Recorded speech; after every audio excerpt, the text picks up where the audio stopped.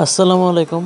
আমার কাছে একটি ফোন এসেছে যেটির ডিসপ্লে চেঞ্জ করতে হবে, কাস্টমার নিয়ে এসেছে।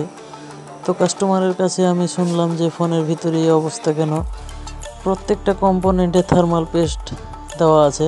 তো কাস্টমার বলল কিছুদিন আগে ফোনটি পানিতে পড়ে যাওয়ার পর তিনি একজন সার্ভিসিং সেন্টারে গিয়ে ফোনটিকে রিপেয়ার করেন এবং যিনের কাছে রিপেয়ার করা হয়েছে তিনি এইভাবে টিনগুলো উঠিয়ে উঠিয়ে বিভিন্ন কম্পোনেন্টের উপর থার্মাল পেস্ট দিয়ে দিয়েছে। দেখতে পাচ্ছেন যে টিন উঠিয়ে থার্মাল পেস্ট দিয়েছে। কেন দিয়েছে তা আমি এখনও জানি না, কারণ সাধারণত প্রসেসর বা এমএমসি সিপিইউ এগুলোর উপর এই থার্মাল পেস্ট ব্যবহার করা হয়।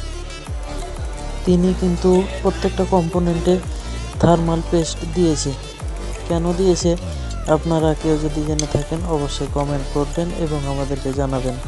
দেখতে পাচ্ছেন যে সিপিইউর ইনটেক রয়েছে যে টিনটি, সেটি সিপিইউর দিকে কোনো হাত দেওয়া হয়নি এবং চার্জিং আইসি যে টিনটি রয়েছে সেদিকে যথেষ্ট পরিমাণে টিন উঠিয়ে থার্মাল পেস্ট দিয়ে রেখেছে।